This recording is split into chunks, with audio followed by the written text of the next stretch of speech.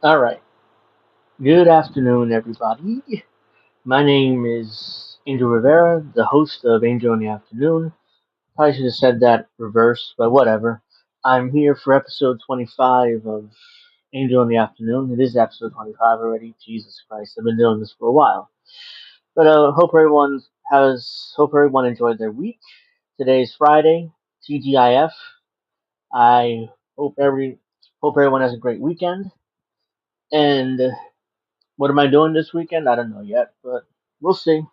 Something will come up for sure. Let me let everybody know that I'm live, and then I'll get started. Let's see here. All right, there you go. Let me let everybody know I'm live, and then we can get started. Even though people should be, clicking the bell so it lets you know when I'm live, but whatever. I mean that's difficult to do. All right.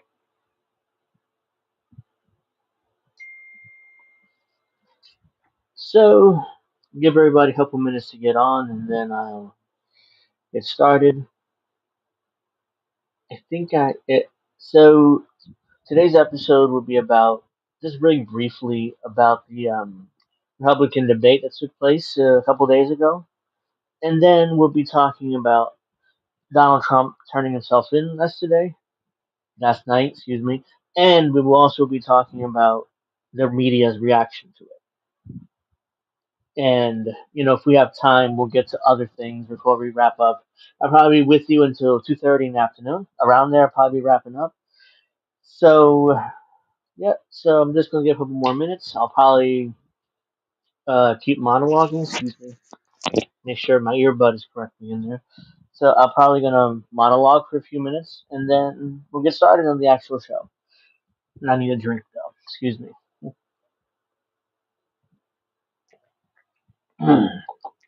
All right. So as you guys know, and I'm sure if you follow me on Twitter, yesterday I was at my therapist's office, and I've been open about this before, but a lot of my audience may not have been here when I first started the show, so you may not know this, but I do I do suffer from bipolar, and I've had most of my life, and which is why I didn't do much content last year because I was all over the place mentally, physically, etc. So yeah, I am bipolar, and I decided to finally get help, get medication, all that stuff. So I've been open about that for most of my YouTube existence. So and but I digress. Yesterday I was leaving my therapist's office and I'm walking, home as I usually do, and there's just a bunch of homeless people just sitting there and not doing much. I mean, there's an epidemic of homeless people in this country, and it's true where I live in Trenton. I mean, these homeless people are like a few blocks away from our Capitol building, which is where the state legislature is at and all that stuff. So the elite here in Trenton can see it. I mean, there's no way they can miss all these homeless people who are just around doing, just sitting there, just a few blocks away from where the levers of power in New Jersey are at. So how do you not know where these people are at and pretend that these people don't exist? They're just sitting there, right, a few blocks away, and I'm like, oh my god, like something needs to be done. Why are these people just sitting here like they're disposable? And that seems to be the attitude that these people are disposable. So I've always I just came home and I'm like, what the? This is so ridiculous, man. There's an epidemic of homeless people around the country, and nobody seems to want to do anything about it. Either liberals or conservatives or people in general, like, out of sight, out of mind. But unfortunately, they're not out of sight. They're right there. They're right next to the levers of power here in New Jersey, and it's like nobody does anything about it. So yeah, I've been thinking about that all day, yesterday and earlier today, and I've also been thinking all this other stuff. It's like what nobody's doing anything. Like we're all too busy trying to fight each other, and we're all too busy trying to one up each other politically. And it's like, but come on, like really, we have so many problems, and we're all just doing this, fighting each other on stupid shit. But that's the state of politics in the United States. What can we do about it? Very little, unfortunately. I mean, this is what it's always going to be, and it's always will be. So it's frustrating. It sucks, and there isn't much we can do about it. So I hope everybody, that was my opening monologue. I'll probably be doing more of these every week. So yeah, I'm gonna continue monologuing. So it's like, hmm. So let's see. Well, first things first. First things first. I don't know. I don't know if that makes sense or not, but it doesn't matter. First thing today, I'm going to quickly, briefly talk about the Republican debate that took place a couple nights ago, and then we'll continue with Donald Trump's arrest and turning himself in and getting arrested and going through the process. And then if there's time in the media reaction to that, and then after that, if there's time, we'll talk about other things before I wrap up. So that's the plan for today's show. I hope you guys enjoy it. So let's get into it because it's already 12:36 and Eastern time, and I don't have time to lollygag around today. So as you guys know, the Republican debate took place last night. Last night, 2 nights ago. Sorry, and I didn't watch it. I have zero interest in watching it. I couldn't care less, and and there's just a bunch of garbage. Nothing got accomplished. You have, whoops. I wanted to show this real quick though. So we have Vivek Ramaswamy. He decided. Hold on a second. To defy. Not interested. Let's start it from the beginning.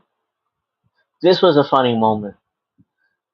Hey, I thought Vivek's open sounded a little familiar. Well, let's see how familiar it sounds. This is hilarious, though. So first, let me just address a question that is on everybody's mind at home tonight. Who the heck is this skinny guy with a funny last name, and what the heck is he doing in the middle of this debate stage? I'll tell you, I'm not a politician. Of a mill worker's son who dares to defy the odds. The hope of a skinny kid with a funny name who believes that America has a place for him too. He just blatantly ripped off Obama's speech. I mean, Ramaswamy, I played again. He blatantly ripped off Obama's speech from 2008. So, or part of it at least. So first, let me just address a question that is on everybody's mind at home tonight. Who the heck is this skinny guy with a funny last name, and what the heck is he doing in the middle of this debate stage? I'll tell you, I'm not a politician. Of a mill worker's son who dares to defy the odds. The hope. Oh, actually, from 2004. Okay, this is not from 2008. Sorry. Of a skinny kid with a funny name who believes that America has a place for him too. So yeah, Ramaswamy blatantly ripped off a line from Obama's speech in the 2004 convention when John Kerry won the nomination in 2004, and Obama was his keynote speaker. God, I can't even speak right now. But yeah, just ridiculous, hilarious. Little quick hilarious clip there that I came across of, and I thought I wanted to play it. So yeah, but let's get to why I didn't watch the debate. I didn't care. It was like, first of all, Trump wasn't going to be there, so it's pointless. I mean, why would you watch a debate basically of candidates who are fighting to be Trump's VP pick, or they're fighting to take down Trump, depending on who we're talking about here. So I didn't watch the debate. I had no interest in watching the debate. I would rather watch a telenovela on Univision or Telemundo than watch that debate, which I actually ended up doing. And it's like, really? I mean, am I really going to waste my time with this debate when all we got is just garbage? Oops, let me get rid of that. So yeah, so why would I watch this debate? And on top of that, I was watching the debate, the post-debate coverage of the online left media, and it was the online liberal media, let's say, the PMCs. It was some of the most boring coverage I've ever seen. It was like the same thing over and over and over again. I felt like I was watching coverage from the 2016 debate or 2012 debates. It was the same thing. It was just, oh, who did the best, who did this, who the worst line of debate, the best line of debate, be this, the that, blah blah blah blah blah. Blah. And I'm like, oh, this is why I get sick and tired of every year, every 4 years, the same bullshit with these people. And I'm specifically talking about the Young Turks and Kyle Kalinske and Crystal Ball. It's the same thing for the last 10 years, and it's like, ugh. Especially Kyle Kalinske and Crystal Ball. Oh my god, I'm not gonna play any of that shit because I don't want to bore anybody to tears. But they went on a 30-minute conversation about the Republican debate. It was the most boring thing I ever even looked at. It felt like I was watching Sam Cedar drone on for 30 minutes. That's what it felt like. 30 goddamn minutes of nonsense. It was like, you do this. I mean, yeah, I mean, Ron DeSantis had a good debate, and Crystal Ball's like, no, he didn't, and they went back and forth like an old married couple for 10 minutes on that, and then you had, Ramaswamy did good, and it was just the same like bullshit over and over and over again, and I'm like, really? It's just I have no interest in watching two rich upper middle class white people talk about political debate, especially when they don't belong to that party. So it's just really boring, really the same old bullshit for the last 10 years. If you've been watching these people, do the same shit over and over and over again. So let's see here. That's that. So let's see. What else can we do? Is there anything else you want to say about the debate? I don't think so. Don't think so. So now we'll move on to this, and I'll continue my way up.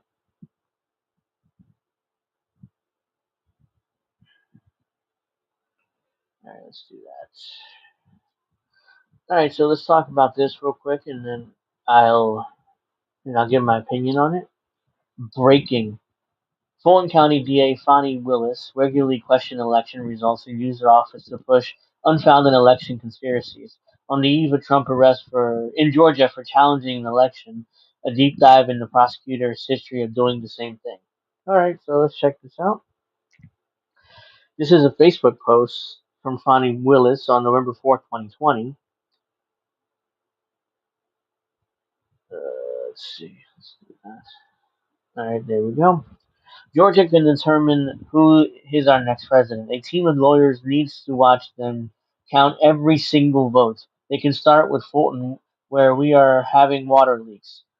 What ballots are they throwing out? Georgia, let's give an honest accounting, no stunts. Oh, there you go. I mean, that's November 4th, 2020, election day. Doing the same thing Trump did. This continues, I think. Yeah, here we go. The dive into Fonnie Willis' social media proves that she is a hardened radical activist, not an unbiased attorney. Fonnie's pages are littered with BLM propaganda and deep partisan adherence to left-wing ideologies. She openly worships Joe Biden and Kamala Harris. Okay. Fulton County DA Fonnie Willis has blatantly and quite illegally used her office for partisan political activity. Imagine thinking you'll get justice from a person with a proud Democrat mug displayed prominently in their public office. Okay. As a public official, Fonnie Willis regularly consistently questioned Georgia's election procedures and pushed unfounded election conspiracy theories on her public social media profile. Fonnie is indicting Trump for the exact same thing. Here's a list of examples. Why Fulton? Okay. Let's see. Absentee ballot counting in Georgia, most populous county, delayed 4 hours after a water pipe burst. Excuse me. My ear itch. Sorry about that. There you go. In the days following 2018 midterms, Fonnie Willis expressed concerns about the election not being properly run by implying all votes weren't counted. In a Facebook post, she wrote, "Y'all better start paying attention to what is really going on." Let's see here. So yeah, so let's read the Facebook post. Okay, I'm watching FGTV and Marvin Arrington Jr. requests all ballots in Fulton County be counted again to make sure all votes are counted. The other commissioners sat silent. No other commissioner seconded his motion. Ask yourself why. Y'all better start paying attention to what is really going on here instead of reality TV, and pay attention to reality. So let's see here. Yep. So that's that. Let's just do that. Get rid of that. This continues. Hours after the last ballots in the 2018 midterms were counted, for cast, Bonnie Willis openly boasts about the power Georgia's Secretary of State has to control elections. Secretary of State will definitely be on the ballot. That person controls election. I wonder if we yet realize this is an important role. How many of you will vote no? Sorry about that. How many of you will vote in December runoff? Secretary of State will definitely be on the ballot. This person controls elections. Blah blah blah blah. Okay.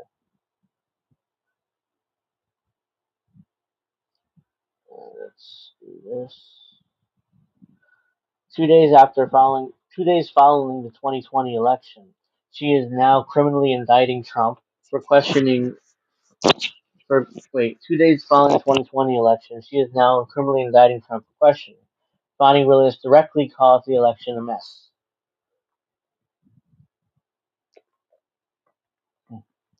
This meme was posted on Facebook, seen agreeing with Trump on the poor election procedures in 2020.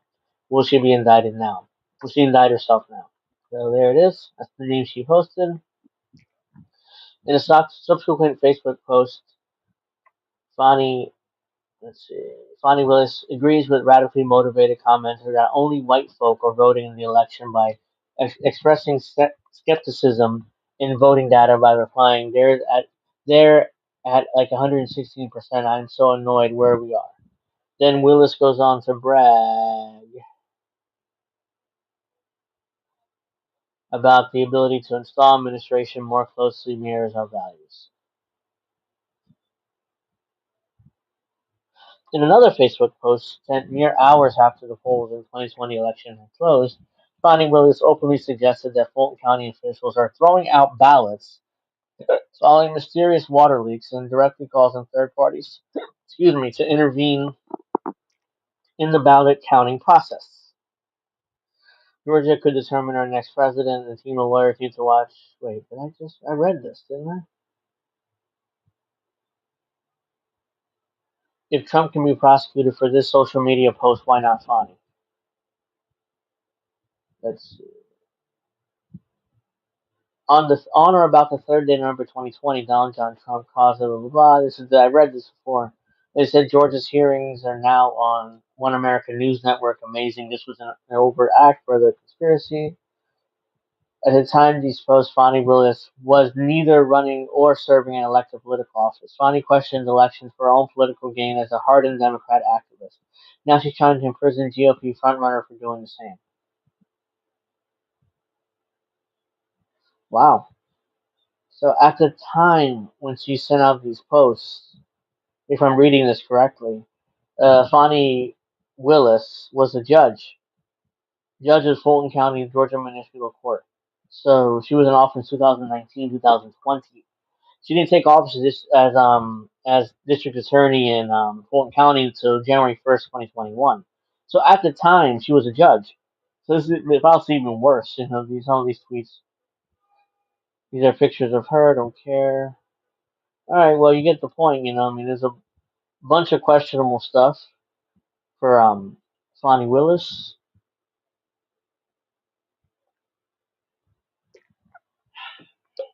and we'll keep going because Fonnie Willis is an absolute hypocrite and a partisan, and I don't think it's acceptable. That we have. Hold on a second. All right, here we go. that she is prosecuting this case. There's no way this case can be prosecuted fairly, especially when Fulton County voted 75% Democrat in 2020. They're full of Democrats. Their mayor's Democrat. The DA is a Democrat. The sheriff is a Democrat. So there's really no way that Trump can even consider even having a fair trial there. All right, so this is Donald Trump arriving. Looks like in Georgia. This is last night. So this is real quick here.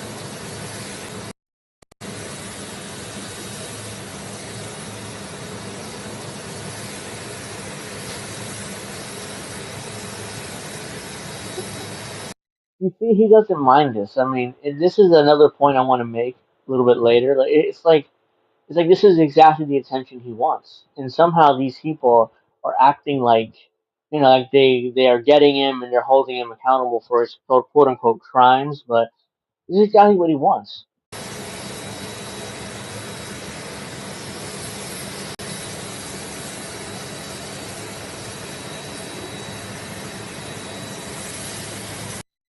He said something there. I couldn't get it. The plane is way too noisy and stuff. I don't know what he said there exactly, but a lot of noise. That's what I heard. So let's see here.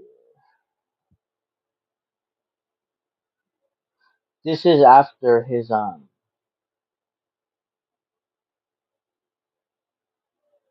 This is after he was released from jail. So I want to get to this first.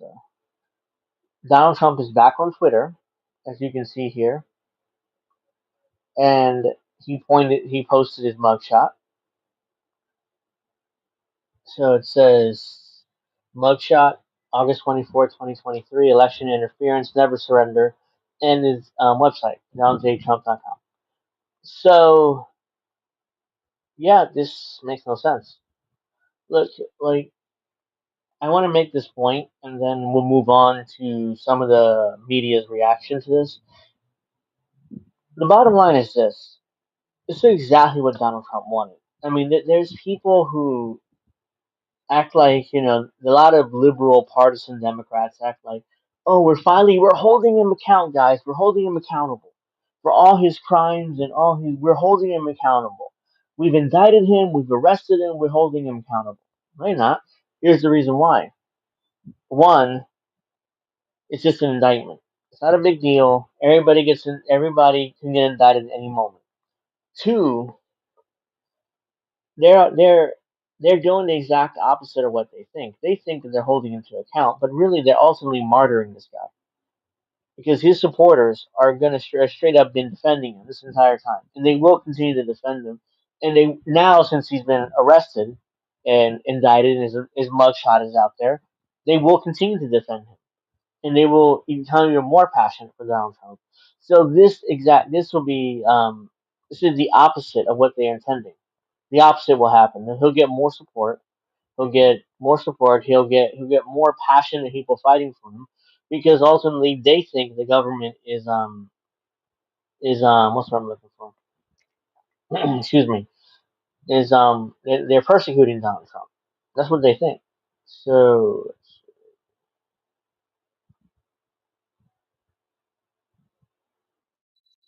now we're gonna watch a local news report about Trump's indictment. Not indictment, but he turned himself in. So we're gonna watch that report real quick, and I'll react on the other side. Wait a minute. I think I messed up. Yeah, okay, here we go. Let's do that. Let's do that.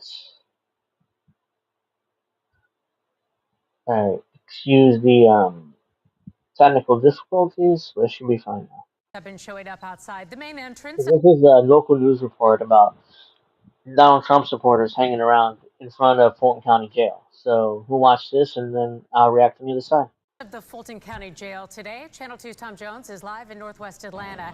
Tom, the crowd must be waiting for the former president to get there. Yeah, Linda, we just had a skirmish between members of the media and some. No, it's not a skirmish, it's skirmish, but I get your point. Trump supporters got so bad that police had to intervene. Here's the issue. We are all fenced in here across from the main entrance to the jail, the members of the media and these demonstrators, and we need our space to work. The demonstrators need their space to demonstrate, and that's not happening. We're all overlapping and running into each other, and that's what caused that skirmish that we saw earlier. All is well now.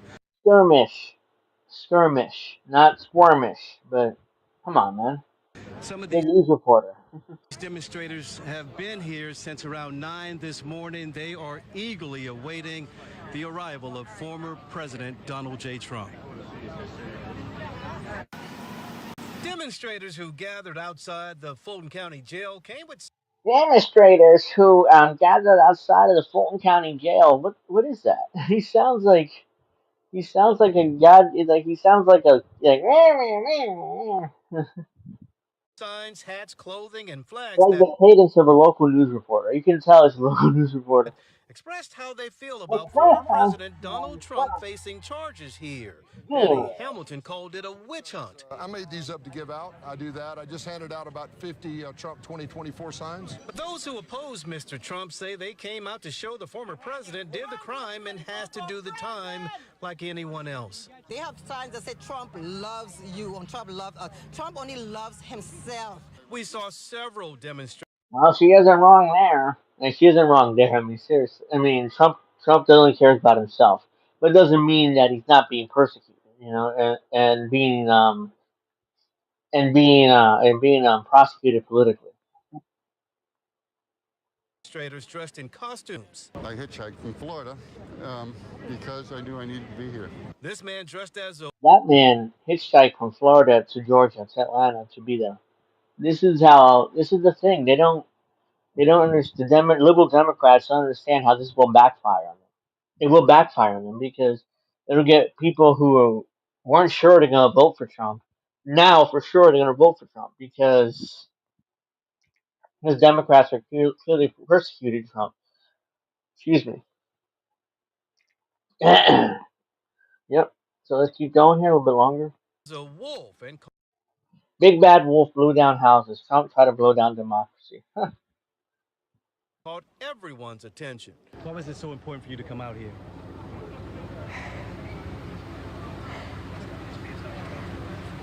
I'm Wolf.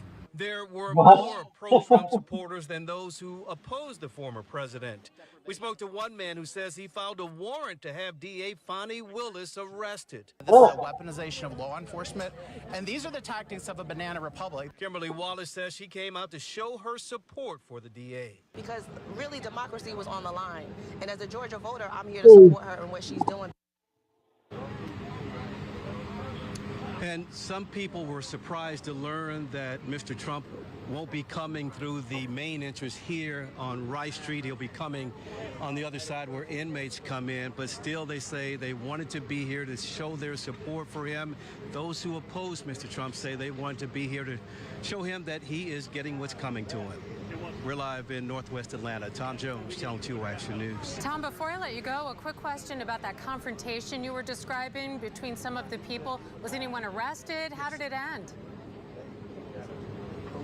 No one was arrested. Some members of the SWAT came in and intervened, got things calmed down, so everything is okay right now. It's got to be hot out there, especially in the costumes you were showing us, Tom. Thank you. Yeah. Yep. I mean,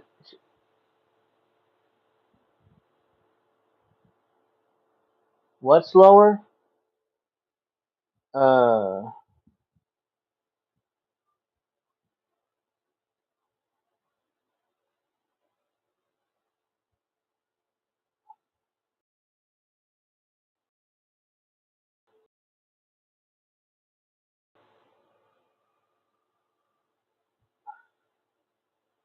Wait a minute.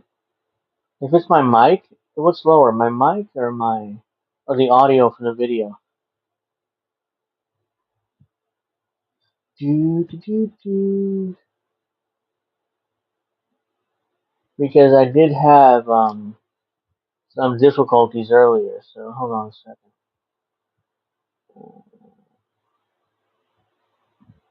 Do. Oh, the Fox video? Okay, well, thank you. I thought it was this one because I was just playing this one. Okay, so let's get to that one. It's Trump's mugshot. Whoops, that's his mugshot from earlier. Let's see. This is Trump arriving at the jail. Y'all see it, man.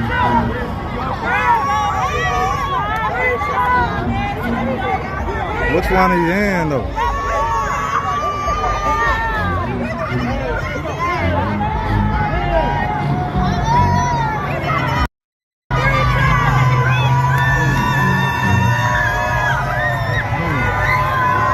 Donald Trump.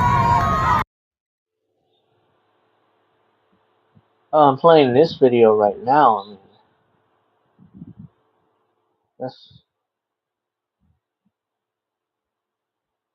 okay. Well, because I don't know why some clips are louder than others. I mean, thank you for letting me know, but everything's fine on my end at least. I mean, if there's something else,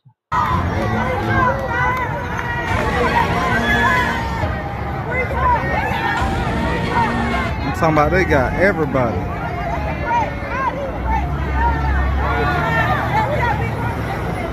Look at that fucked up. all right. That was Trump coming in after his arrest, or before his arrest. Donald Trump is driving through urban poor neighborhoods of Atlanta after his arrest and mugshot. What happened next will shock you. Trump gives people hope, blah, blah, blah. Video one is censored. Okay, so this is allegedly Donald Trump in his motorcade driving through poor neighborhoods in Georgia. President Trump brings hope and people love him. Okay, well, that's that. Let's see. Well, I'm going to be back. I have to go to the bathroom, so I need a little bathroom break. So I'll literally be right back, and I'll be back sooner than you know it. So, be back.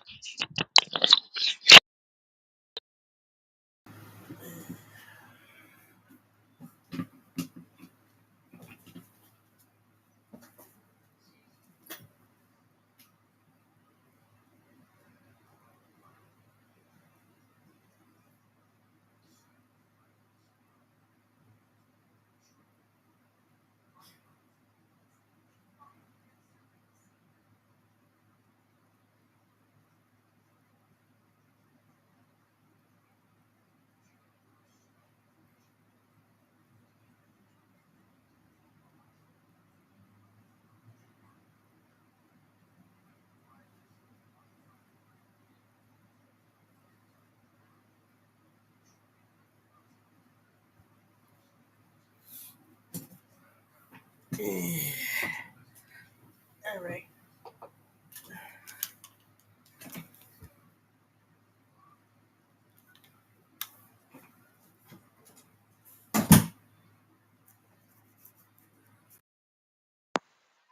All right. I'm looking good now. Let's see. Hopefully, I sound a little better, but I don't know yet because I had these on, but I had these little earphones on, but I had these earbuds, but I hate earbuds. They annoy me and hurt my ears and stuff. Let me try lowering my mic. That could help. Hold on a second. Oops. Let me try lowering my mic a little bit. Because if my mic is too loud, that's probably what it is. Let's see here. I don't want to sound too loud either. Hopefully that's good. I mean, I could adjust it if need be, but I lowered my mic because that's probably what it is. So let's see, what else can we talk about?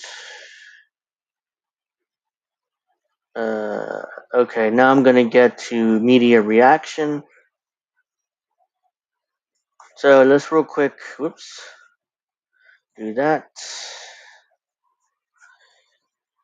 Let me know how my mic sounds. It could be that it's too low, or it was too high before. And so this is a Blacks for Trump are on fire outside of Fulton County Jail. So these are black people for Trump. There's more and more of these people whenever you can go. Whenever you go, I've noticed that. Let's 15 seconds. Let's check it out.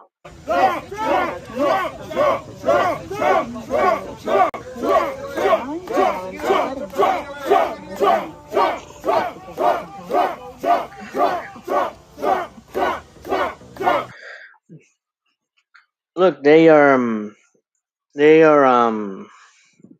martyring Trump without realizing it. More and more people are going to believe that Trump was, being persecuted or politically prosecuted.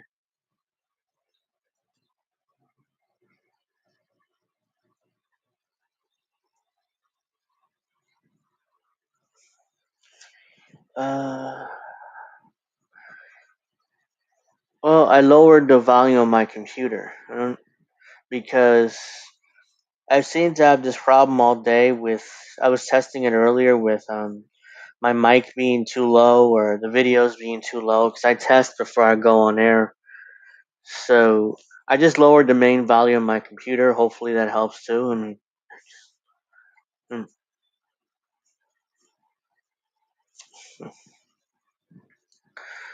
yeah, I did that. Let me see. Now let's get to Trump's arrest. So let's see. Let's just quick. Thank you very much for being here. I really believe this is a very sad day for America. This should never happen. If you challenge an election, you should be able to challenge an election. I thought the election was a rigged election, a stolen election, and I should have every right to do that. As you know, you have many people that you've been watching over the years do the same thing, whether it's Hillary Clinton or Stacey Abrams or many others. When you have that great freedom to challenge, you have to be able to, otherwise you're going to have very dishonest elections. What has taken place here is a travesty of justice. We did nothing wrong. I did nothing wrong. And everybody knows it. I've never had such support.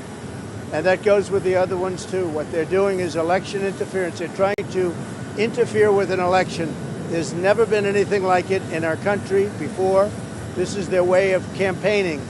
And this is one instance, but you have three other instances. It's election interference. So I want to thank you for being here. We did nothing wrong at all. And we have every right, every single right to challenge an election that we think is dishonest, that we think it's very dishonest. So thank you all very much, and I'll see you very soon. Thank you very much. Yeah, those are Trump's comments on after he was arrested. So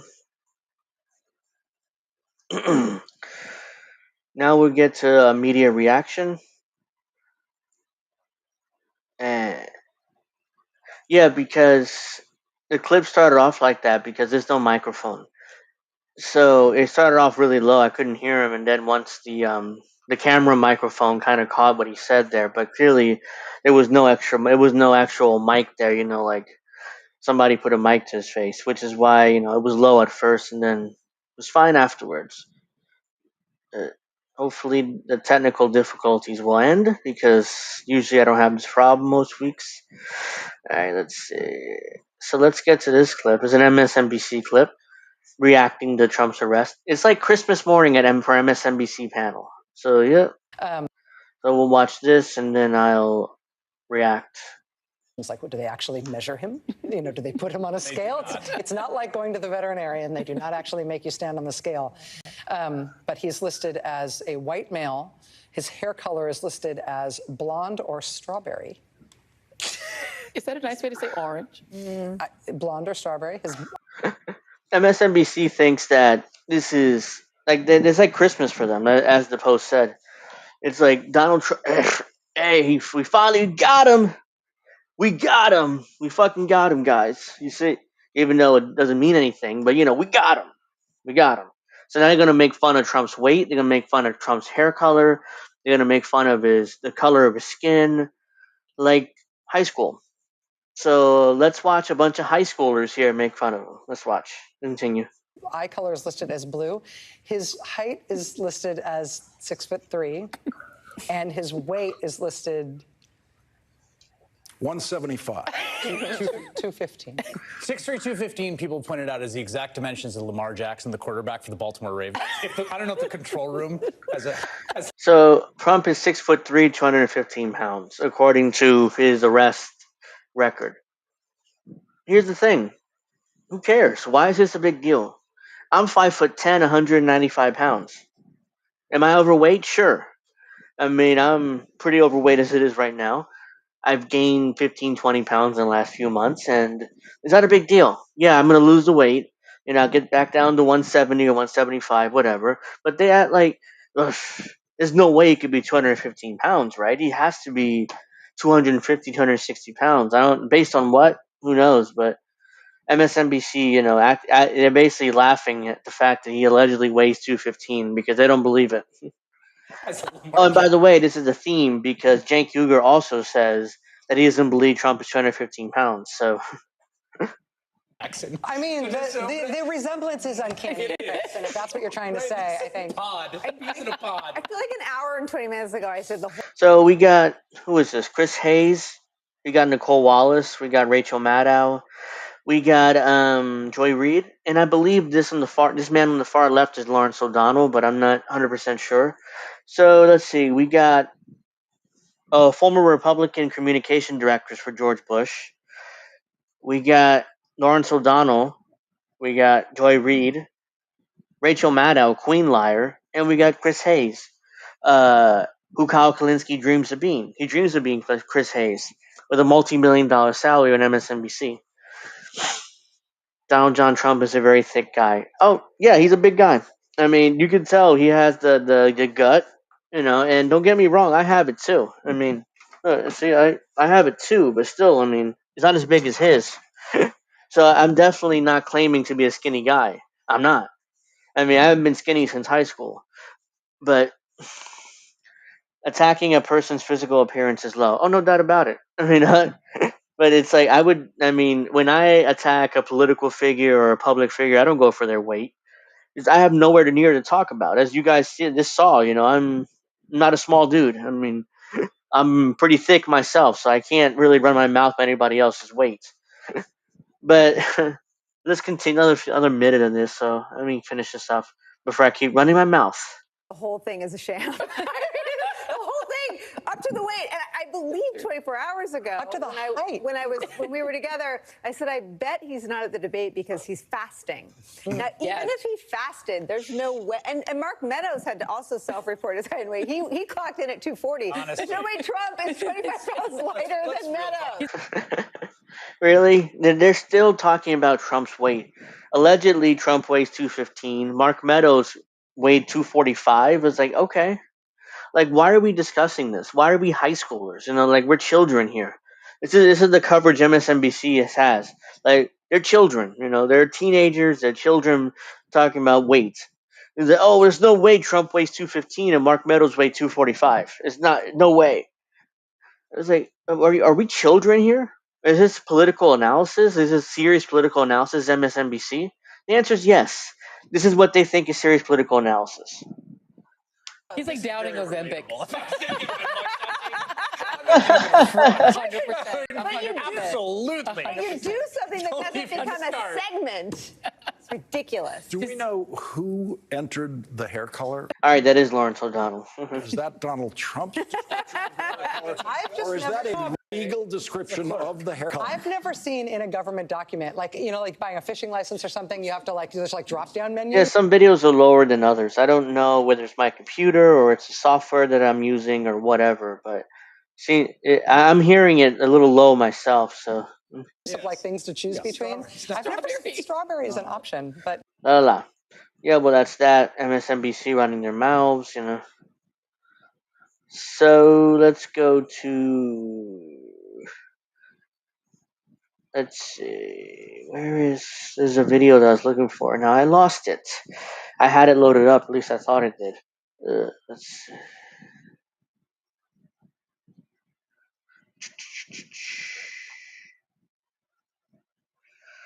Yeah,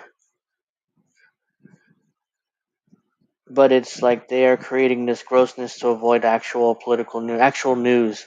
Yeah, I mean MSNBC doesn't do news; they do partisan hackery for Democratic Party, as we all know. All right, so let's get to. There's a very similar theme about Trump's weight over at the Young Turks. I'm gonna quickly play that because let's see which is this video or the other one? Hold on.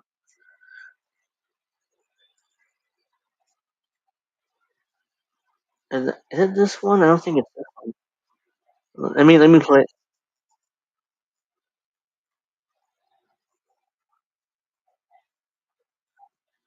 Okay, I don't think it's this one. I think it's. Uh, let's see. Bear with me 1 second here while I'm finding. Oh, here it is. This is the one. This is the one. So we have the Young Turks who also thinks it's Christmas when they also think it's Christmas when they're going to talk about, or Cenk Uygur himself is going to talk about his mugshot, but at the same time make fun of his weight. So we have a theme here with online liberal media. So this is only 6 minutes, so it's not that bad of a video. Whoops, that was weird. Not that one. We have the mugshot. We have the mugshot. Donald Trump went to Fulton County to get arraigned today. That's his fourth arraignment in just 5 months. This one's for interfering with the election in Georgia. I'm going to give you other details, height, weight. There's unfortunately a bomb threat. Yes, that's the thing. Cenk Uygur is the last man who should be talking about anybody else's weight. I mean, yes. That's why I don't talk about people's weight, because I'm thick too myself, especially in my midsection areas. I just showed. I just showed my gut. I mean, I have a gut myself, so I can't talk about people's weight. But of course, Cenk Uygur is going to talk about Trump's weight in this video, so let's watch. Threat. We'll tell you more about that in a second, how many people showed up. But now, without further ado, Donald Trump's first mugshot. This is a long time coming. Look at that scowl. He's such a goofball. I guarantee you he did that to try to look tough. Okay, can we get it as a full screen? They got him in his, well, is it his orange best? I don't know. Is his orange worst? Who knows? There it is. The scowl. Look, this is good Schadenfreude, and we wanted to see the mugshot. Oh God. Let's keep it real to go a little bit. Oh my God, are you kidding me? This tweet is so stupid. I can't even. I'm looking at my phone here, and I saw this tweet, which is just completely ridiculous. It's completely ridiculous from Kyle Kalinske, of course. Excuse me, but let me just respond to it. I'll show it later, but I'm going to continue this. I just can't believe that Kyle Kalinske is this dumb to send this out. But I'm going to continue the video for now. I'll get to this tweet in a moment, though. Right? But is it? I mean, now that I look at it, so what? It's a picture of Trump. Like, there's a million pictures of Trump. There's a little sheriff's badge over there. Now, if they had him holding the thing like you see in the movies, right, and he was in an orange jumpsuit, now we're having fun. Maybe after he gets convicted. But it isn't to, but for me, it isn't about, ha, we got Trump. If that's what this is about, then I hate it. This is exactly what it is. And he'll proceed to continue to say, aha, we got him. But he talks, Cenk Uygur talks out of both sides of his mouth here. The hair color must not have been written by, their hair color must have been written by a intake worker, not Trump. No, I'm sure Trump didn't write that, or anybody in his circle wrote that. So let me keep going here. Not how I want to get Trump. I want to defeat Trump, and I want America to do that. But the idiot broke all these laws. It forced people's hands. He calls up Republicans in Georgia and says, now I need 11,000, checks his notes, 780 votes. Just one. First of all, you can't say he committed crimes. He hasn't been convicted of anything. Second of all, you have to say the word alleged. He's alleged to commit these crimes because you're supposed to be a news reporter. You're not a partisan, right, Jenk? All right. And three, when I remember that phone call. Or I've heard that phone call multiple times. He literally says twice or two, three times, I have to find 11,000 or 10,780 votes, something like that. I have to find them. Not you, not the Secretary of State, not the government in Georgia. I have to find them. So there's no crime here.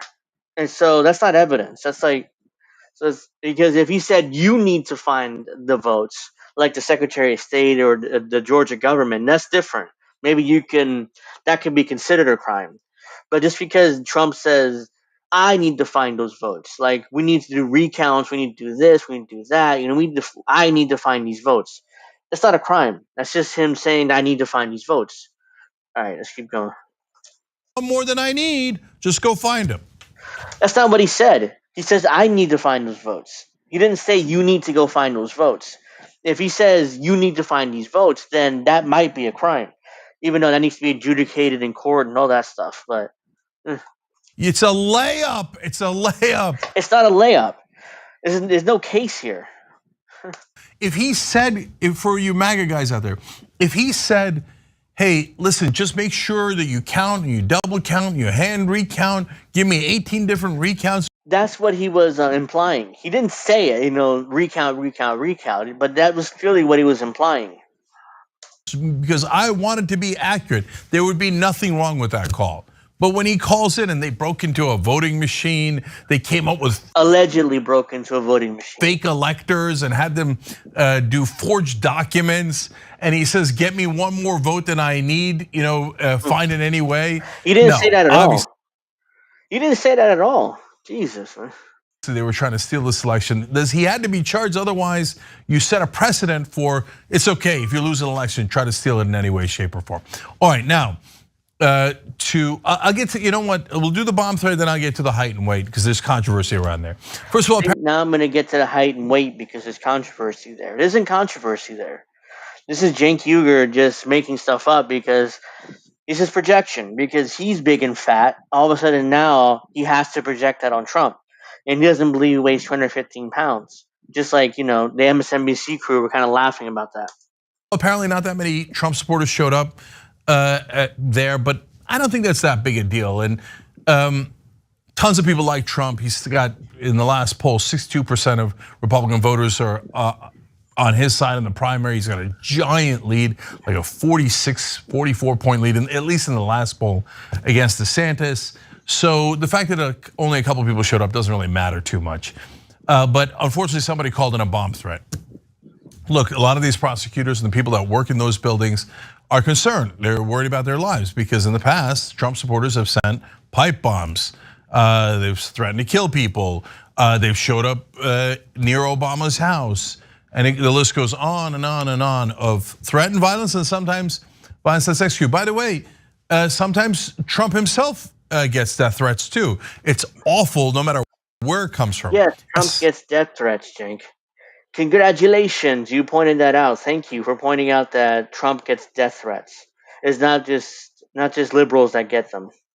Congratulations for being at least partially honest there for a little bit. The facts are in. The FBI has made it clear. Jade Star says nobody is human to each other anymore. No, I mean, everything is hyper partisan now politically.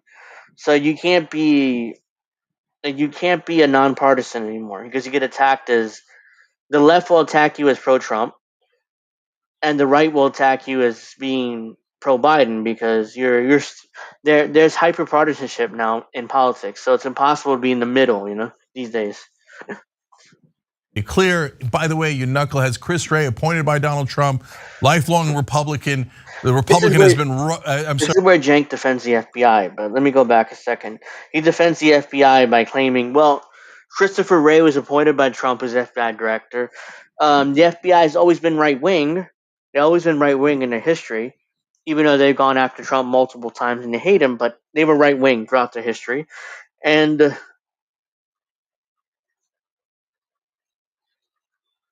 and stuff like that. All right, so let me finish up this video. It's not much longer. I like 3 minutes. Facts are in. The FBI has made it clear. By the way, you knuckleheads, Chris Wray, appointed by Donald Trump, lifelong Republican. The Republican has been, the FBI has been right-wing for its entire history. Yes. And even the FBI is like, they've been right-wing their entire history. Doesn't mean they didn't go after Trump with political charges. Both is possible at the same time. The FBI could be right-wing throughout the history, and they could have a Trump-appointed FBI director, but doesn't mean that they wouldn't go after Trump. That makes no sense, because what the deep state cares about ultimately is protecting their image. And Donald Trump openly talked about how we invade a country for oil, we do this, we're imperialists, we invade countries for no reason. Trump has said this over and over again, which is why they hate Trump. That's why they hate Trump. Fred says, I'm not a Trump supporter and I am on Donald Trump's side on these bullshit charges. I mean, yeah, they're definitely bullshit charges. I mean, these are nonsensical charges, and even if they get a conviction on the RICO charges in Georgia, it'll be overturned on appeal. I mean, there's no way that these convictions will stand. Establishment Democrats are now fully right wing. They are the right wingers from the 90s. That's what Democrats are now. They have gone so far to the right that they're Newt Gingrich and they're, the right wing Republicans from the 90s that shut down the government and all this stuff. That's what they are. They are right wing 1990s style Republicans. That's what they are. And when you hear people like Cenk Uygur and Anna Kasparian and Kyle Kalinske and Crystal Ball and Sam Cedar and Mike Figueredo tell you to vote for Democrats, they're telling you to vote for 1990s right-wing Republican style. That's what they tell you to vote for. It's what the Democratic Party is now. Most of the terrorism, domestic terrorism, is happening from extreme right-wingers and extreme right-wing groups. But yes, neither side should do it. Yes, the FBI has admitted over and over again that most terrorism threats come from right-wing extremists. That's what they say over and over again. They've been saying it for years now. This has been going on since the Obama administration. So it's not anything new. Like they pretend that the FBI has never admitted to this. Of course they admitted to this. By the way, where it says INN, that was not me. I did not say, we know, Fred, you're a big fucking Trumper. But I might have been Indie. But, but I'm just saying, I didn't do that. I'm kind of busy running my mouth on this show. If that's Indie, how are you doing? And I hope all is well with you and your family. So I'm assuming it's Indie, but I could be wrong on that. At all, and the bomb threat's terrible. Luckily, there wasn't they didn't find anything. There was no bomb or anything like that. Now, back to the fun stuff. It took about 20 minutes to get him in and out. And to me, I cared more about the weight than I did about. See, this is where Cenk Uygur basically projects. And he's like, there's no way he's 215 pounds. He has to be, because there's no way Cenk Uygur is 215 pounds, which is why he's mad. Because he thinks Trump is like 275 or 300 pounds. Even though there's no evidence to prove that. And I'm not saying Trump is 215. It doesn't matter to me. I don't care. But clearly, MSNBC and Cenk Uygur care. So that's why I'm pointing out that I'm pointing out that he could be 215. I know Indie News Network was a new FBI inspires extremists. Oh yeah, no doubt about it. Okay, I just want to make that clear because I saw that. I'm like, well, that's not me. I mean, who just wrote that? Yeah, I figured that it was Indie. I'm just putting it out there. I didn't do that, So, Cenk melting in our brains on purpose. Cenk melting our brains on purpose. Yeah, I mean, like now he's gonna basically complain about Trump's weight here and how he's not 215 pounds according to his information. The picture, partly because I know how vain Donald Trump is, and he's gonna hate having his real weight out there. Ronnie Jackson, the guy who was nicknamed the Candyman for all the pills that he passed out when he was at the White House, who's a huge Trump fan, was the doctor at the White House, now a Republican congressman from Texas, recently got arrested. Long story. Anyways, he had said that he was 245 and he was in excellent shape. And I'm like, that dude is not 245. He is well over 6 foot tall, and I've seen that. There's no way Donald Trump is 245. He must be at least 275. And the reason why I say 275 because Jank must be around 275 himself. I'm assuming. I mean, I could be wrong on that. Maybe he's a little smaller, a little bigger, but I'm assuming Jank is at least 275. Just how he's clearly conscious about his own weight, which is why he's trying to project that onto Trump. But nonetheless, let's finish this up. Just for humor. That iron gut that he wheels around the golf course. Get a load of this. You ready for this? 6'3", 215. Oh, hell no. So apparently the guy who was checking in Trump is 6'3", 215. That was the height and weight that Trump was that when Trump was arrested, when they weighed him up, that's what he weighed. 6'3", 215. I'm 5'10", 200. I'm 5'10", 200. I'm about to say 295 pounds. I'm not 295 pounds, to be clear. I'm 5'10", 195 pounds. So I know that because I was weighed with my doctor last week. So I'm overweight for my size. I know that. But we know Cenk Uygur is close to 300 pounds himself. Like Indy says, he's pushing 3 bills. I mean, and I'm not saying, and I'm pretty sure Trump is close to that too. But the 215 number is alleged. Again, I didn't see his weight, but Cenk is going to whine and complain about it here in the next minute or so. a MAGA guy. 215 my ass. His ass is 215, let alone the rest of them. Okay, you can tell how wrong it is because Ronnie Jackson was so maniacally pro-Trump that he said he was like in better health than any president ever. How the hell would he know that? I remember making fun of it going, did you do a checkup on George Washington? Granted, he had wooden teeth, but still, I don't know if that's true even, but so, and even Ronnie Jackson said 245. Rudy Giuliani was weighed because of course he had to go through, he's a co-defendant, he had to go through the same thing. And Rudy weighs 230 and he's like 5'11", 230. You're telling me Trump's lighter than Rudy and Trump's 6'2", 6'3"? No. So I don't know what kind of clerical mistake they made, but fake news. No, like there's no way he's 215 pounds, guys. He has to be. Even according to his White House doctor, he was 240 at the time he was president. So he must be bigger. Cenk ain't lying here, I have to say. Trump is making me go and agree what Cenk had to say and shit. Yeah, I mean, I'm not claiming he's 215. I mean, I want to make that clear, but still, I mean, Cenk is clearly like uncomfortable with his own weight because he's projecting it. Like, there's no way that Trump is 215. I don't think he is either. I mean, to be fair, I don't. I mean, somebody either most likely they inverted the number instead of being 215 pounds. What they meant to put was 251 pounds, but they made the mistake and inverted the numbers. To be fair, that's the most fair. That's like the most charitable thing to this. That they inverted the numbers. So instead of being 215, he's 251. That's his actual weight. To be fair, maybe that's the most likely scenario. But there's no way Cenk is 250 though. He has to be 275. I mean, at this, that's why he's kind of like, there's no way Trump is 215. All he had to say was, look, I think they made a mistake and they inverted some number. Instead of being 215, he's 251. Okay, fine. You know, I'm willing to agree with that too. He's 250 at least. But the way Cenk is acting, he's like, there's no way he's 215, guys. He has to be much fatter because based on his height and stuff, you know. But dude, it's okay. It's not a big deal. I know you're fat too. I am too. I weigh nearly 200 pounds myself.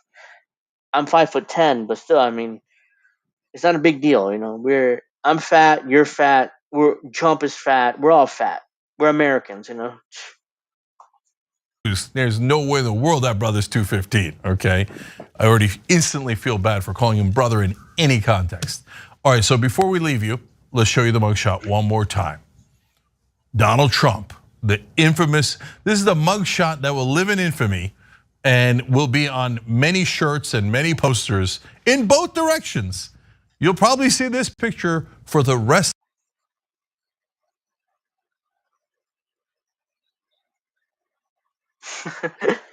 Like, why the mugshot's stupid. I mean, be honest. He's like the mugshot's ridiculous. I mean, I looked at it and I laughed. It's like it's classic Trump though. He's like really, dude. I mean, come on. It's just it's just ridiculous. You know, it's like, oops. Let me just do that. Yeah, the mugshot's absurd, but still, I mean, come on. I mean, he's like, he, Rest of your life, and you saw it here first.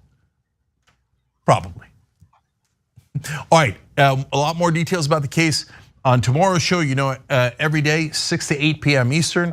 he's promoting the Young Turks. I don't want to promote his show, but you get the point, though. I mean, he's ridiculous. He called Trump brother, and then he will call Cornell a clown for the same thing. Yeah, I mean, Cenk Uygur's a Democrat. He will always be a Democrat. He will be a Democrat. He will die a Democrat.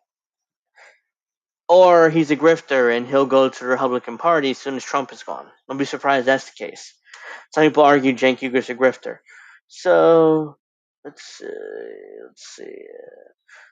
Let me see, because I haven't seen anybody else's reports or videos on Trump. So, because I'm curious. Ah, look at this. I'm not going to play it because it's 4 hours long. But look at this. This is the alleged leftist mafia, which I'm annoyed by because that's a show that INN should have come up with. The leftist mafia. That's something we should have done. Instead, it's like Mike Figueredo and his loser buddies came up with the show first. Unfortunately for us, because we should have done the leftist mafia. Because it's like, really, you milk toast liberal Democrats call yourself the leftist mafia? Just bullshit. That triggers me every time I see this. But the leftist mafia did a 4 hour stream yesterday. It looks like 12 hours ago. It says Trump mugshot day. Trump mugshot day, ladies and gentlemen. It's such a big deal that Trump has a mugshot out there. I mean, I'm pretty sure you can find a mugshot or 10 of mine, in the system. Who cares? I mean, it's not a big deal. But it triggers me every time I see the leftist mafia because that's something that we and INN should have came up with first. But of course we didn't because for reasons. I mean, I'm sure that we were just starting out and stuff like that. No, sorry, man, we aren't a mafia. Yeah, but we should be. That's the point. Like we should have come up with a show like this, or at least something similar. I mean, that's why it triggers me every time when I see these pricks, and their leftist mafia bullshit. It's like the last thing they aren't a mafia. If we and INN are not a mafia, they definitely aren't. Uh,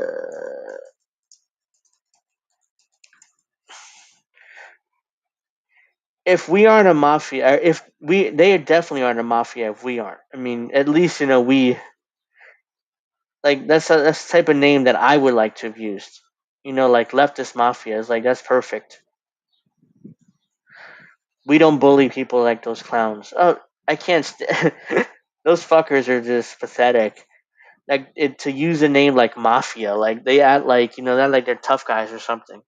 It's beyond absurd. It's just beyond ridiculous and absurd, embarrassing. That's like they're the mafia, but we aren't. Like ridiculous. No hate. No, I mean I'm not suggesting we hate on people.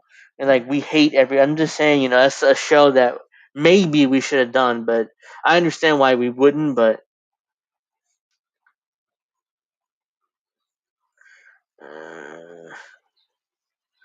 all right, so that's that. Now let's get to more MSNBC because I want to destroy these assholes because they. Let's see. Did I save? Hold on a second. Yes, I did. This one. Well, let's get to MSNBC now because they are still giddy about President Trump's indictment. So not indictment, but him turning himself in. So let's do that. This is Alex Wagner, Chris Hayes, and the far left. I don't know who that is, but it's some chick. So let's watch this. The limits that have been imposed on Trump's speech in the coming, weeks, months, years. Trump bail stipulations include no direct or indirect threat of any nature against co-defendants, let me do that. witnesses, including Let me actually put, I made a mistake there. Let's go back. The limits that have been imposed on Trump's speech in the coming, weeks, months, years. Trump bail stipulations include no direct or indirect threat of any nature against co-defendants, witnesses, including unindicted co-conspirators. All right, so this is the bond conditions on Donald Trump. Let's see. Any witness, not including limited to the individuals designated, any victim, no direct or indirect threat of any nature against co-defendants, any witnesses, including but not limited to the individuals designated in the indictment as an unindicted co-conspirators, individuals 1 through individual 30, whoever those people are. No direct or indirect threat against any victim, any community or to the property in the community. The above shall include and not limited to posts on social media, reposts, or posts made to any individual social media. In other words, you can't talk about this case at all. And Trump will talk about the case because we're going to do arrest him. He has Secret Service protection. Secret Service ain't going to let any police anywhere near Trump. So he can get away with anything. That's the beauty. That's why part of me is like, damn, I wish I was Donald Trump, even though I never will be, and I know I don't want to be, but I'm just saying, it's like if I can get away with anything, what would I do? What would you do and get away with anything? Come on, let's be real. I'm sure a lot of you would do some questionable things, but let's keep going. Victim, the community, or any property in the community. And that includes, but is not limited to, posts on social media, reposts of posts made by another individual on social media, and speech, presumably. It seems almost impossible that he's going to abide this. That's my first instinct. I mean, I'm of two minds on this. At one level, I think that he's likely to just test and test and test and see what he can get away with. And what are you going to do? Throw me in jail? Exactly. Go ahead. Come on. What? You're going to throw me in jail? Fulton County Judge Tanya Chutkin, whoever. Yes.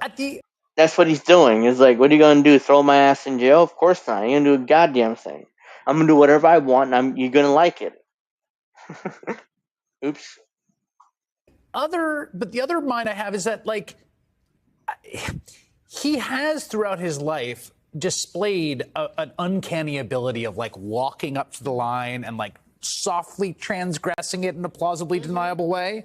And I think that we will see a lot of flirting with the boundaries. And I think it's going to be a real test of these judges and the system as a whole, the degree to which they're gonna not take any messing around with the community, though. I mean, Trump has spent, Laura, the last few days just on a tirade against Atlanta, its crime rate. What a I won't use his words to describe the city, but that absolutely intersects with one of the provisions he is not supposed to violate. And I wonder. He said shithole, by the way. I'm pretty sure. That's why she's like, oh well, I'm not going to describe what he called Atlanta. Blah, blah, blah. He just said shithole.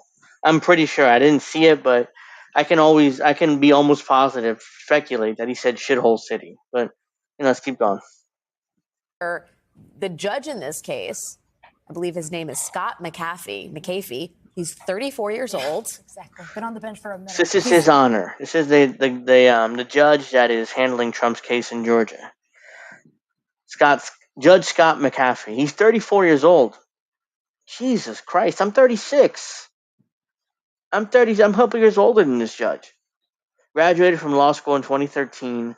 Appointed by Governor Brian Kemp, a Republican. Sworn in on February 1st. Newest of 19 judges at the Fulton County Superior Court. Former Inspector General, Georgia Office of the State Inspector General. Former Inspector General, Georgia Office of the State Inspector General. Okay, yeah. But he's 34. Look at him. He looks older than I do. You see this guy? He's balding. He's obviously losing his hair. He looks older than I do. That's why I shave my head, because that way I don't look as old, because I'm losing my hair too. But I'm 36, so I'm 2 years older. I'm turning 37 next week on Thursday, and I'll talk about what's going to happen on my birthday at the end of the stream. But I'm turning 37 next week, and this guy's 34, so I'm 2.5 years older than this guy probably. And he looks like, and he's a judge. Like, Jesus, I feel like a failure. I mean, what the fuck? I barely can work and I barely do anything. But he's a judge and 2 years younger than I am. I'm pretty sure that he has some kind of he has an important dad or somebody's important enough where they appoint him as a judge, even though he's barely in his 30s, and he only graduated law school 10 years ago. But whatever, Yeah, I'm 3 years older than this guy, and somehow he's a judge. Unbelievable. Literally appointed, sworn in on February 1st. He was just appointed, by the way, 6 months ago, and somehow, he got handed the biggest case of his career immediately within 6 months of being appointed judge. He is the newest of 19 judges at Fulton County Superior Court. I mean, what do we know about him, and what do we think about his ability to manage what is going to be a raucous case? We don't know much about him because he hasn't been on the bench that long. He certainly has never had a case this big. Even in his own practice as a former prosecutor, he's never had to do something like this. And as Chris said, I think that what we're seeing, this entire display, not just today, but all four of these cases, it's a stress test. It's a stress test of the system. And there's this weird duality when it comes to the former president for which processes are just like every other defendant and which ones sort of veer off course. Like the mugshot today is the first time he actually had to go through the process just like everybody. I can't get over Trump's mugshot. It's just hilarious. else. And then he has these other bail conditions, which are like very bizarre, like not being able to post what somebody else has posted. Like that's not a normal bail condition, Right. Yes. but it is a particular one that judges feel is necessary and the prosecutors feel is necessary given his propensity and what he's done in past cases. And so it's just remarkable to me to just sort of think about what has been sort of off the charts bonkers in terms of this case and four cases being different, and what is. There is something just striking about having the former president have to go in a place that's being investigated by the Justice Department, a place that is infected with bed bugs, right? Yeah. What is more sort of humbling than that, or at least should be for anybody who doesn't want to be there? For a man who used to live in Trump Tower in the White House. Yeah. Or still does in some cases, not the White House. So, Barb, when we talk about the stress test, it seems like a lot of it is like. So now they admitted that Fulton County Jail is one of the worst jails in the country. But they're going to say that's a good thing because it's Trump. And Trump deserves every horrible thing that happens to him. He deserves it. So even though normally they would attack it, or at least allegedly, MSNBC would say, "Oh, that's terrible. We need to improve the jails." And allegedly, even though I don't think MSNBC would do that. I mean, they're fine with the legal system as it is. But just because it's Trump, he deserves all the bed bugs in the world, right? Left to the discretion of prosecutors in terms of what they're going to complain about, and the judges and how they rule on a defendant violating the terms of bail. By virtue of the fact that Trump was fingerprinted and mugshotted in a way that he has not been in any of these other criminal indictments, should we infer anything? Yes, it isn't a big deal. Yeah, he's been fingerprinted and mugshotted. How many times have people been arrested in this chat? I mean, you've been fingerprinted, you've been mugshotted before. It's not a big deal. I mean, yeah, you get released and that's it, Come on. But again, I can't get over it. I have to do this again. I mean, hold on a second. That's me. Here's Trump.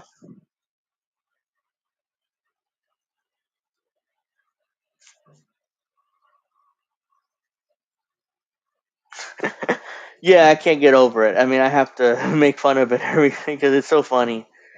It's just so funny, man. About the way Georgia's going to deal with this defendant? Is it going to be a tougher line they toe, or is it premature to suppose anything based on the processing thus far?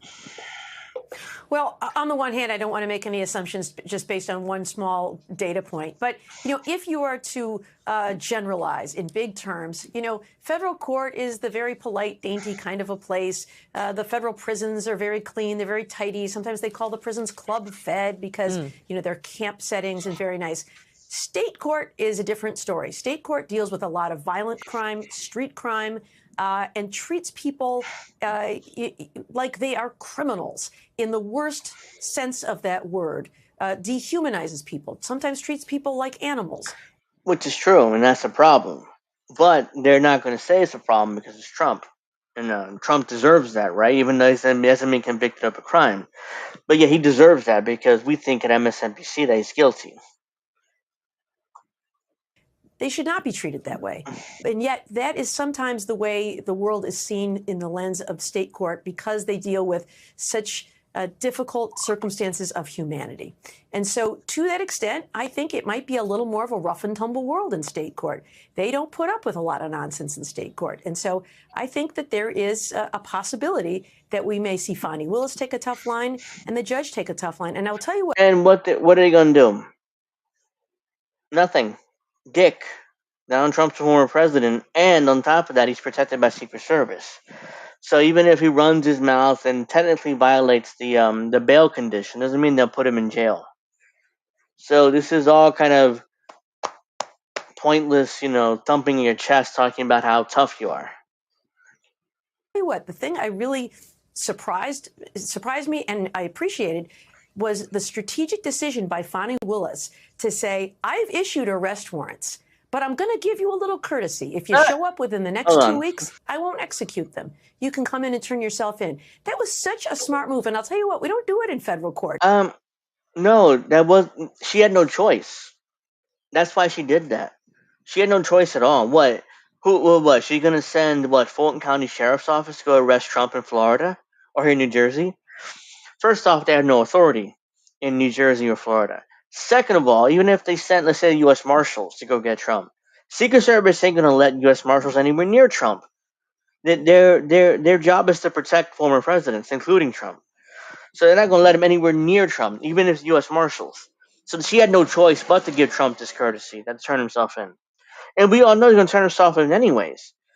So this is some kind of brilliant chess move by Fani Willis to allow Trump the courtesy to turn himself in. She had to. She had no choice. We call and say, hello, would it be convenient for you to bring your client in sometime in the next few days? And we let them call the shots.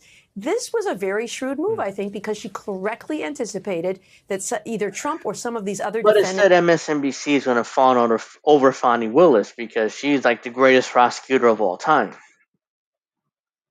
Would try to jerk her around and slow things down, just as we saw Mark Meadows do and Jeff. I just noticed the Chiron. Hold on. Trump booked as inmate number P011358009. Mugshot released.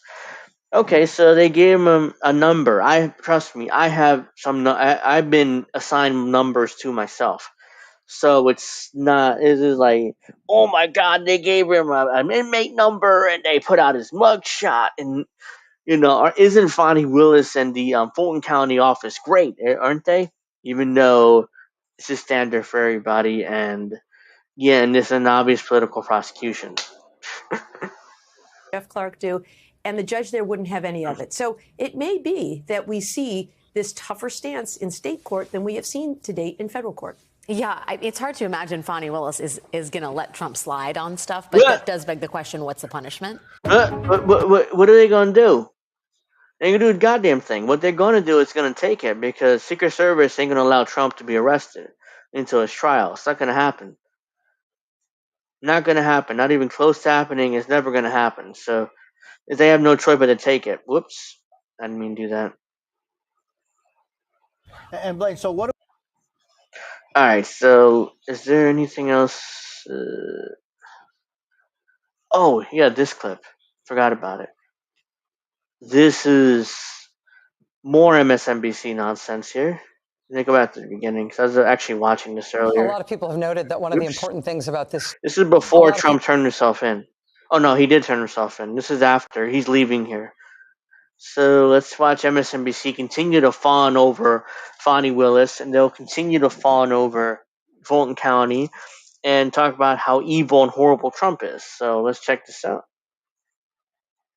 People have noted that one of the important things about this Georgia case, of all the 4 Trump indictments, is that no federal pardon can save Trump from a case that's brought under state law. No federal pardon can save Trump. Donald Trump needs to be saved. But now they're going to talk about Georgia's new law, which takes effect October 1st or October 2nd, which basically allows the governor's office to remove any DA for any reason if they're not doing their jobs or if they're incompetent. So now MSNBC is going to put out a conspiracy theory like, oh, they're going to remove Fonnie Willis for, in order to protect Trump. Even though if you read the 90-page indictment, which I did, it's completely ridiculous and she should be disbarred. But nonetheless, MSNBC is going to fawn over Fonnie Willis, defend her, and attack Georgia Republicans for even think about removing her from office. So let's watch. And that's true.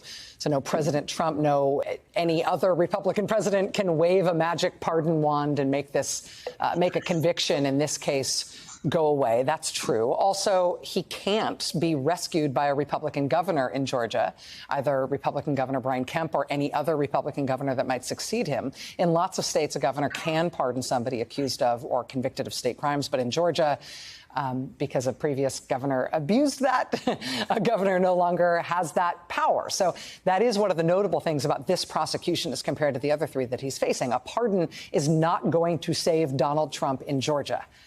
However, knowing that, once this case was well underway and pretty clearly moving toward indictment, Georgia Republicans gave themselves a new power to make this case go away for Donald Trump if they decide to. Not a pardon power, but something in some ways better.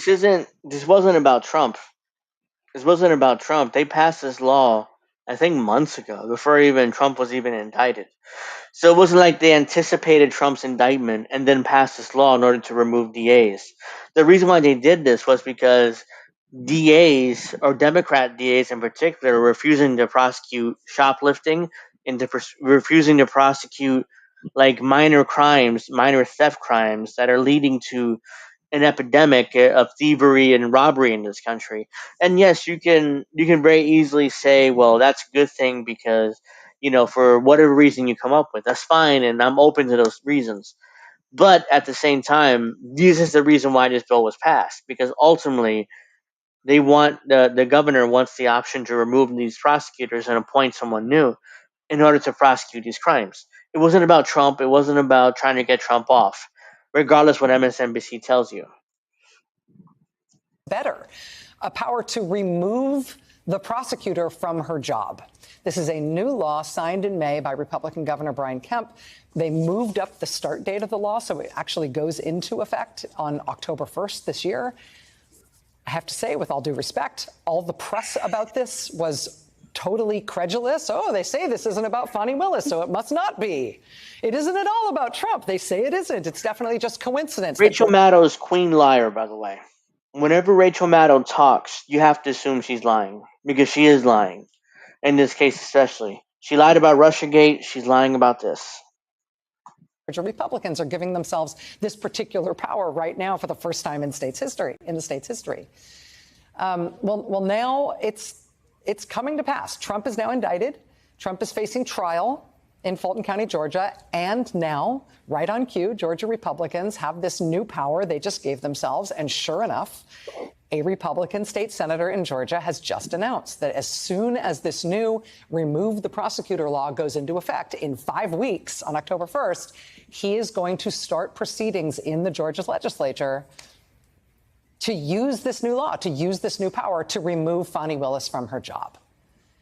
District Attorney Fonnie Willis said today she wants the trial of Trump and his co-defendants to start in 8 weeks, to start on October 23rd. Well, if Republicans in the Georgia legislature go through That's not happening. That trial isn't starting in 8 weeks.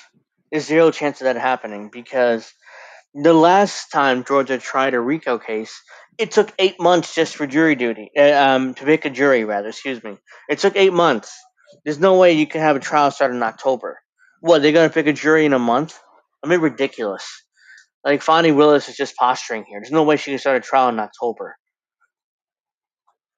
With what they say they are planning, that will mean we'll be looking at a Republican effort to remove Fonnie Willis from her job as prosecutor right as this thing could be going to trial. Now, I should note this new power to remove prosecutors is already being challenged in court in Georgia. Earlier this month, a bipartisan group of DAs from different Georgia counties filed a lawsuit saying this is a power grab. It threatens the independence of the judiciary. The DAs who brought that lawsuit were also prescient about how it would be how it would be used. The DeKalb County District Attorney is currently serving DA Sherry Boston. She's one of the prosecutors who brought the lawsuit. She is overtly warning that pro-Trump Republicans would use this law to try to take out Fonnie Willis and end the Trump prosecution. In fact, Georgia Republicans are already promising that that's what they were going to try to do as of October 1st. As we watch the Trump plane sit on the tarmac and get ready to take off to head back to New Jersey, I want to bring into the conversation Clark Cunningham, who is a professor of law at Georgia State University College of Law. Professor Cunningham, thanks very much for joining us tonight on this historic night, both in Georgia and in the United States. Glad to be with you this evening.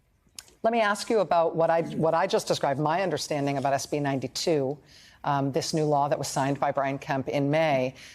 A Georgia Republican senator is saying that he plans, as soon as that goes into effect in October, that he will use that new process to start proceedings to get Fonnie Willis removed as prosecutor. Did I describe that accurately, and do you think they will actually try to do it?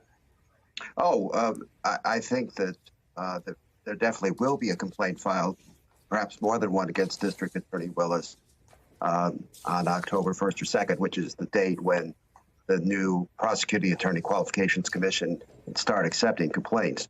We had an all-day conference here at Georgia State Law School last week, and at the beginning I said I think there's a 100% chance that that's going to happen, and then you reported the probability of that. If she were to be removed from her job by that process, and again, this is a process for which there's no precedent.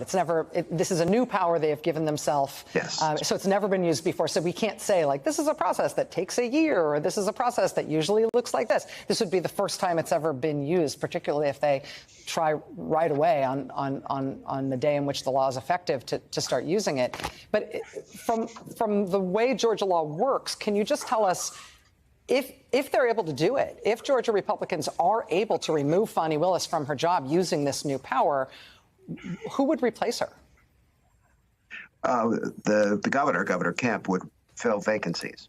And so this seems to be perhaps the only way the Trump allies could get rid of District Attorney Willis. There aren't enough votes to impeach her in the General Assembly and so on. However, I should say that what's being proposed, it would be a pretty serious misuse of this law. I would hope that the new members of the commission would not themselves allow the commission to be used for political purposes. The ostensible purpose of the commission is to remove district attorneys who are not up to the job or who are misusing the powers of their office. The kinds of examples that were used in the debate around the creation of this law were the district attorneys who are ineffective at prosecuting serious crimes and violent crimes. I had been sort of wondering if some of the rhetoric that Trump and his allies are using to criticize Fonnie Willis, constantly talking about really mischaracterizing Atlanta's violent crime rate, mischaracterizing things like the murder rate in Fulton County, might be laying the groundwork to try to characterize an attack on Fonnie Willis as being more within the bounds of the means by which they created this. I mean, the rest of it doesn't matter much. They're all fawning over Fonnie Willis, talking about how the great prosecutor she is. She's great. She does everything that she's supposed to do, and she loves them, and she's infallible and has no way to not attack anyone. Like, how dare you even go after her? Because she's great, right? So let's see. Excuse me. Excuse me. No, kind of a bit sleepy here. I didn't get much sleep last night, so I'm kind of trying to stay awake.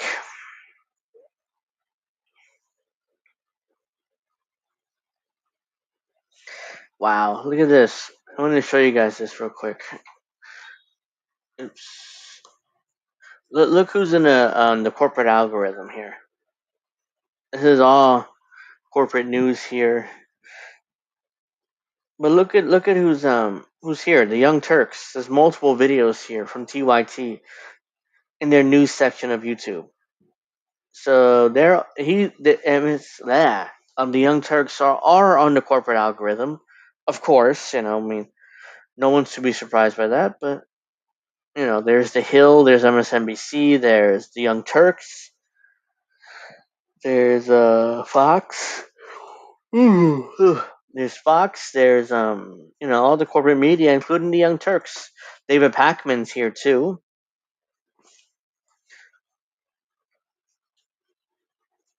This is the David. Oh God! Like seriously, what the fuck? Let's see. Is there Rudy Giuliani arrested? Blah blah blah. Fuck this guy. All right, let's see. Let's go to news. Trump returns to X with mugshot in hand. MSNBC, I'm sure, will have to talk about that. Let's watch him. I just for a pause for some updates here, Chris. Donald Trump is back on Twitter, formerly known as Twitter, X. Now he's on X. He is officially back on social media that is not Truth Social, where you still remain. I will note to everybody, and he is tweeting out. Barely tweet. Okay, but you're still there. He's tweeting out his mugshot. I barely tweet. And what is that? What does this all represent to you? The return of Donald Trump to Twitter, X, and the mugshot, August 24th, 2023. Never surrender. Here's what it represents to me.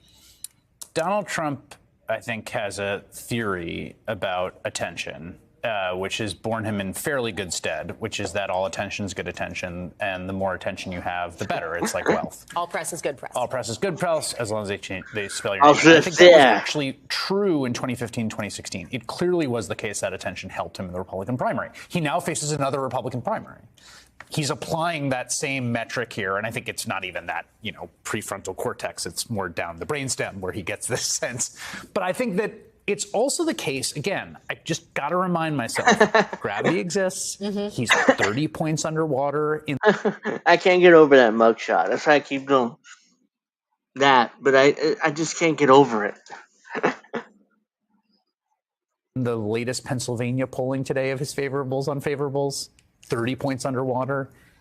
Is Biden doing much better in Pennsylvania? I haven't seen any polling recently in Pennsylvania, but he can't be doing that well in Pennsylvania either. So this isn't just a Trump thing. Going around being like, check out my mugshot. I'm back on Twitter. Check out my mugshot.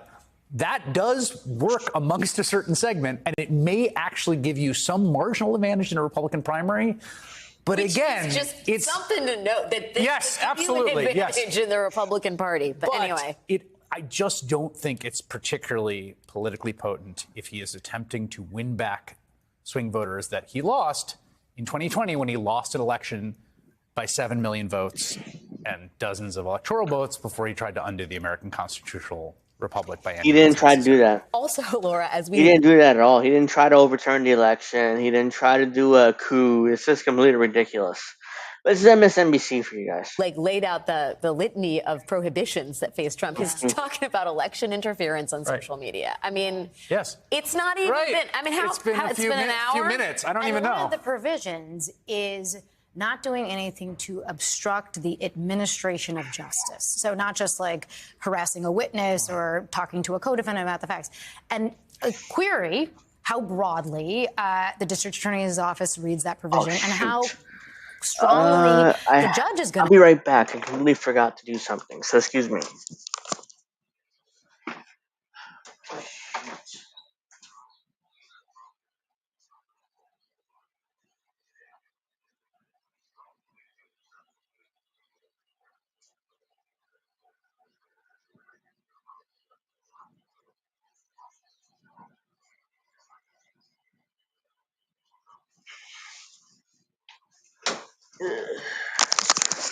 Sorry about that.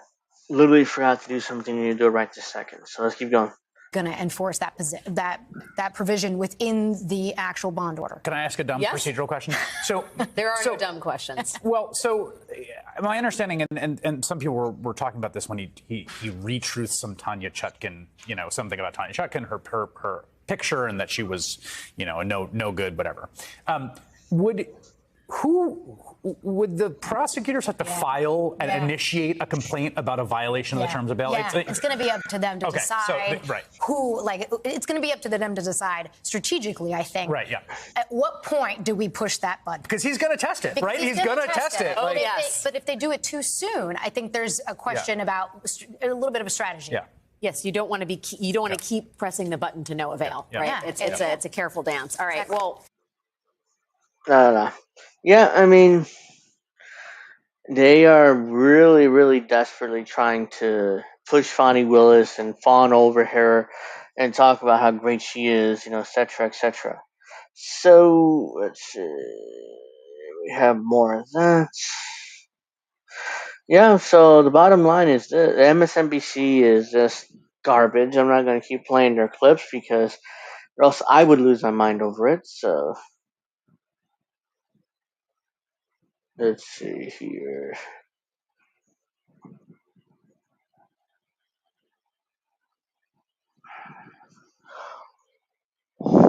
Excuse me. Sorry. I didn't get much sleep last night, so that's why I'm yawning a lot today. Hopefully able to get a proper good night's sleep tonight. That's what I'm hoping for. And let's see.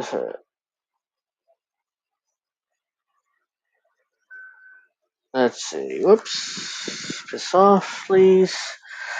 Next week I'll be getting my brand new microphone, and hopefully I'll sound much better.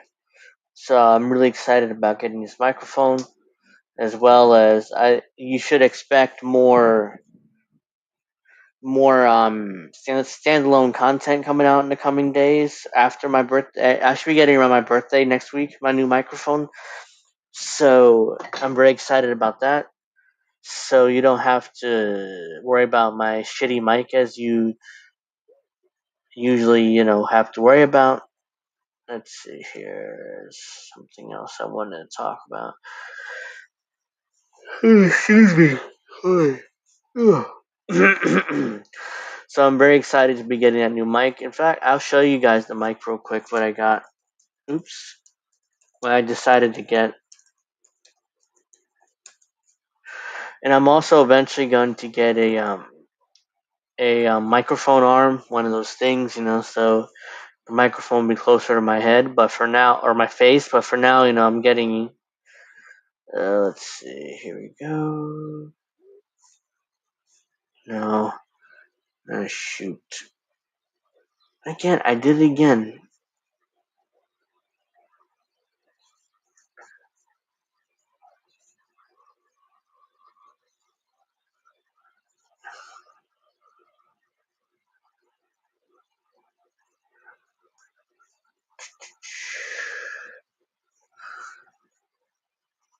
So I got this microphone.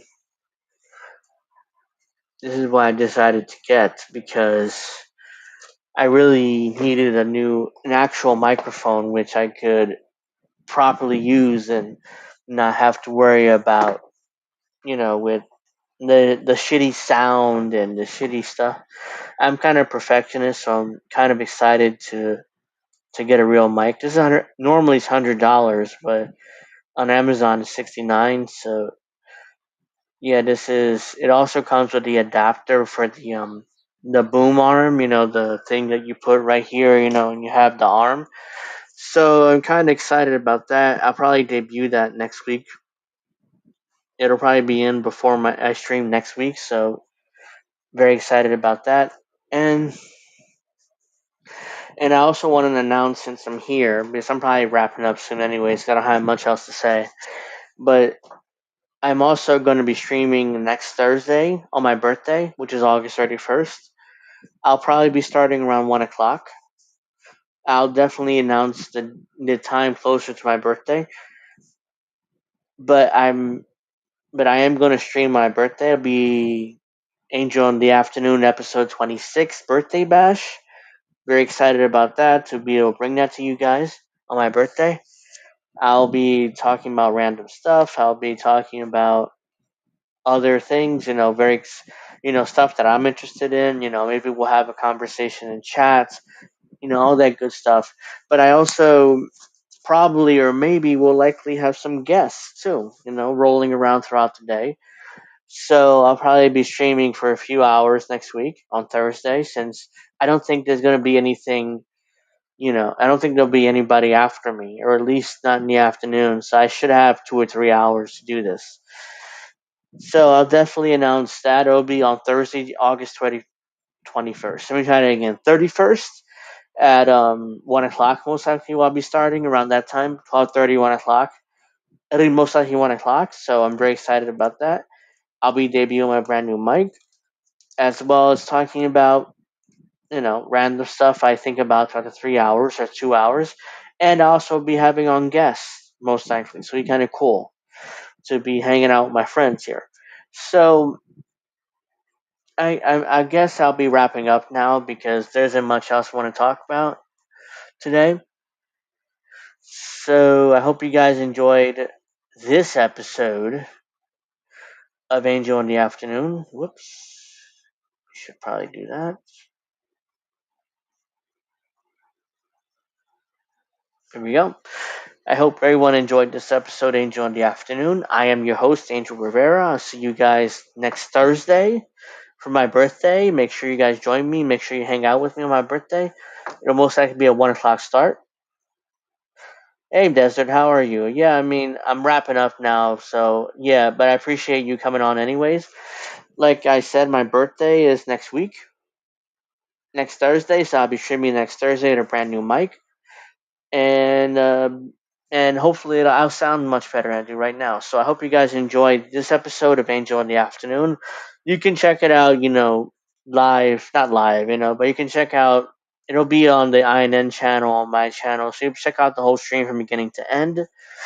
And I hope you guys enjoyed this episode. I'll see you guys next week at 1 o'clock Eastern, most likely on my birthday, August 31st, next Thursday. Make sure you hang out with me. It'll be a really cool episode. I'll be probably having some guests, and I'll probably be talking about random shit throughout the 2 hours. Or 3 hours, depending how long I go. Hope you guys enjoyed this episode, though. I'll see you guys next Thursday, and have a great weekend, everybody. Peace. Thank you, Jade. I appreciate that. Happy birthday. So make sure you join me next Thursday at 1 o'clock. I'm pretty sure that's the time I'm going with. So I'll be announcing that next week, though, to be sure. But thank you very much for the early birthday wishes. I appreciate it. And I'll see you guys next week. Oh, happy birthday, Jade. Yours is tomorrow? Yeah, I'm a Virgo, too. So happy birthday tomorrow. Hope you guys enjoyed this episode, though. Be here next week, 1 o'clock Eastern, Thursday. Have a nice weekend, everybody.